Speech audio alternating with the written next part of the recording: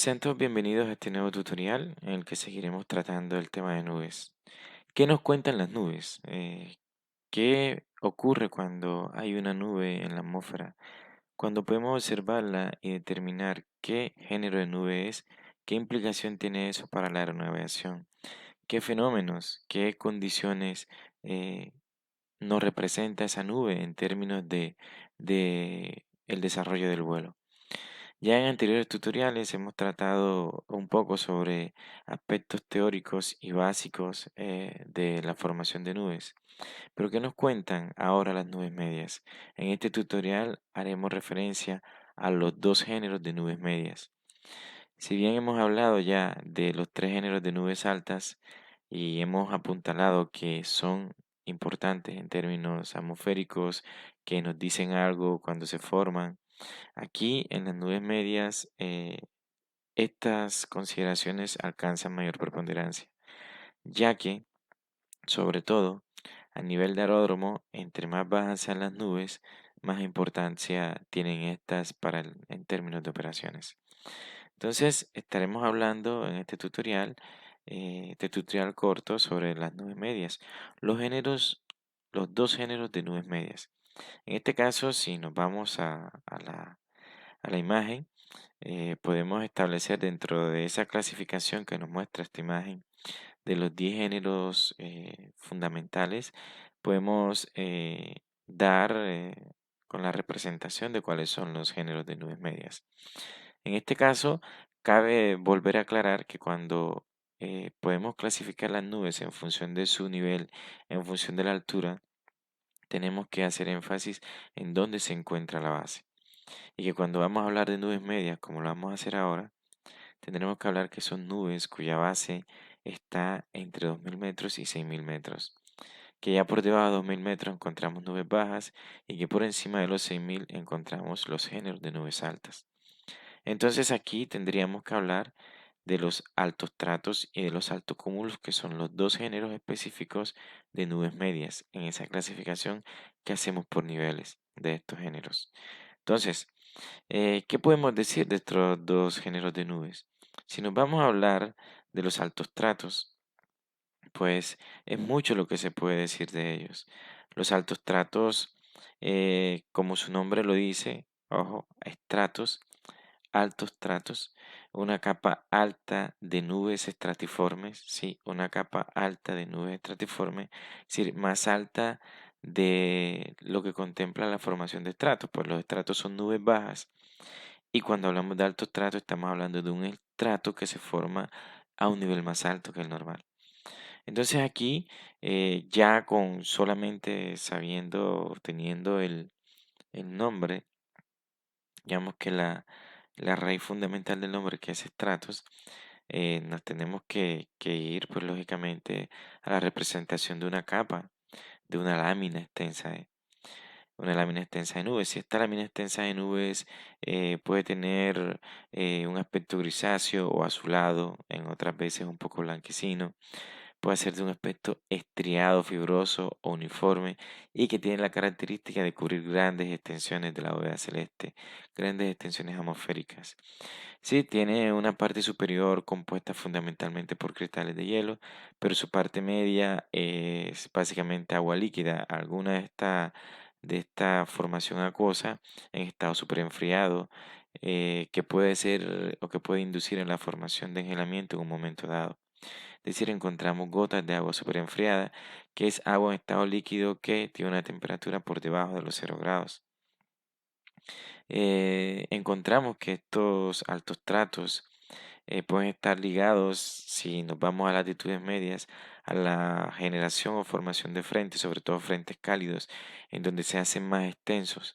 Generalmente en un frente frío aparecen acompañando ya básicamente la parte media del yunque de un cumulonimbus o en su efecto cuando éste entra en etapa de disipación se forman ya en la parte media de este como reducto de la disipación del cumulonimbus.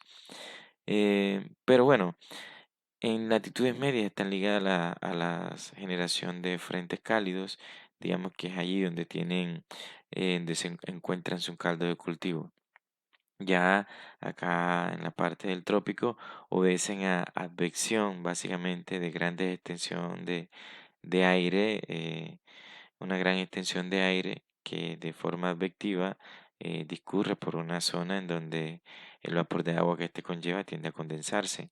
También, lógicamente, como señalaba, una vez los cumulonimbus, las grandes extensiones de esta nube entran en disipación, es posible que en la capa media los reductos generen este tipo de nubes, los altos stratos.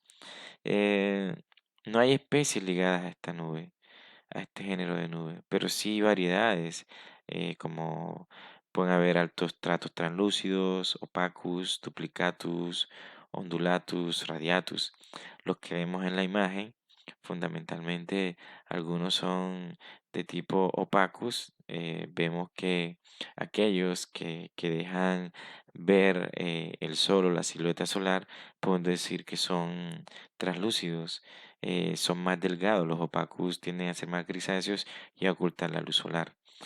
Están asociados, cuando estos vienen ligados a frentes cálidos, están asociados a la generación de lluvias o de nevadas débiles continuas en latitudes medias.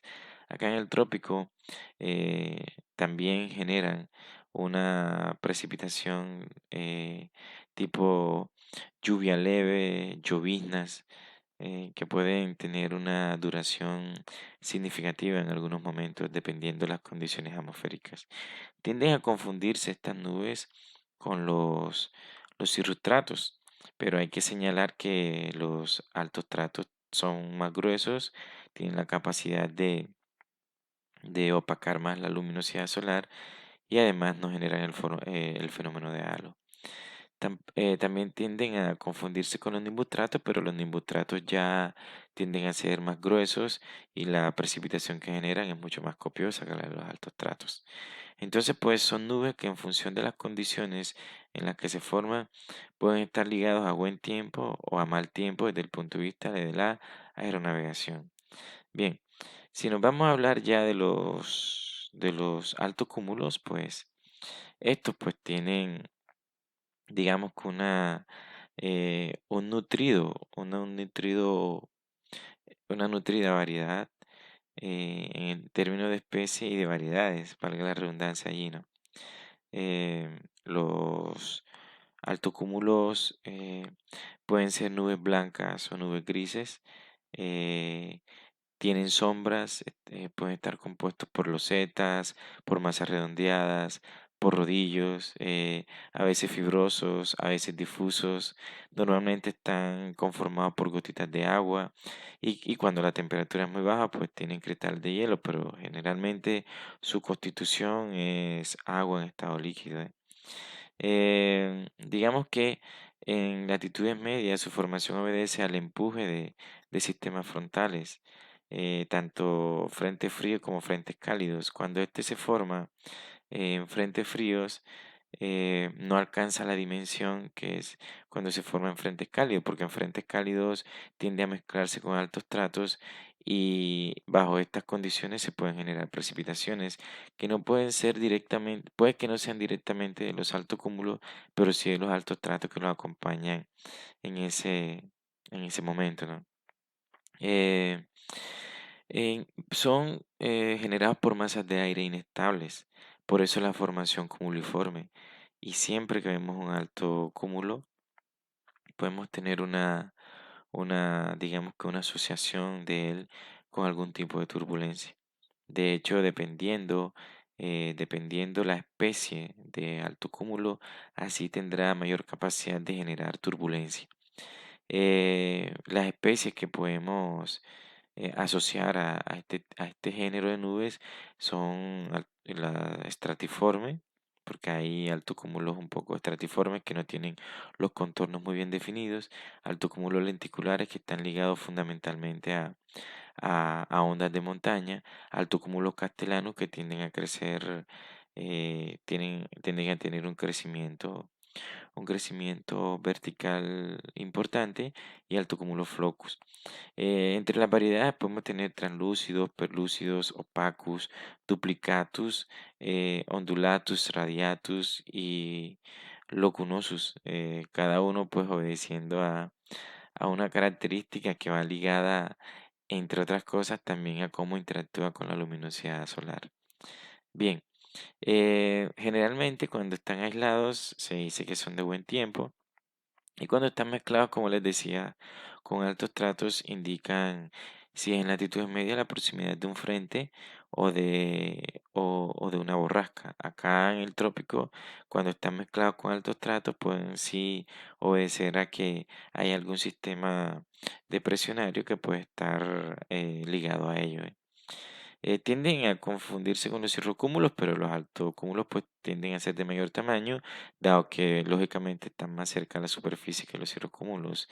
Y con respecto a los estratocúmulos también tienden a haber alguna confusión, pues bueno, los altocúmulos son más pequeños que los estratocúmulos porque en este caso están más altos que los estratocúmulos, aunque su formación, su morfología tienden a ser muy parecidas. Bueno, y básicamente esto es lo que podemos decir de estos dos tipos de nubes. Eh, lo que se representa aquí en las fotografías que podemos ver en la pantalla, básicamente podemos ver un alto cúmulo lenticular que está ligado a ondas de montaña. Acá podemos ver altos cúmulos, perdón, pelúcidos. Y acá pues estos pueden ser altocúmulos que vienen mezclados en cierta forma con altos tratos y que pueden obedecer dependiendo o mirando como en la imagen se aprecia que vienen viajando como en bandas, pueden estar ligados a la formación de un frente o de una borrasca si estamos hablando de latitudes medias o de otro tipo de formación depresionaria si estamos hablando acá de latitudes ecuatoriales. Entonces, pues, le doy las gracias por su atención y espero que la información que he compartido aquí en este corto tutorial les sea de beneficio. Nos estaremos viendo en el tutorial que hace referencia a las nubes bajas.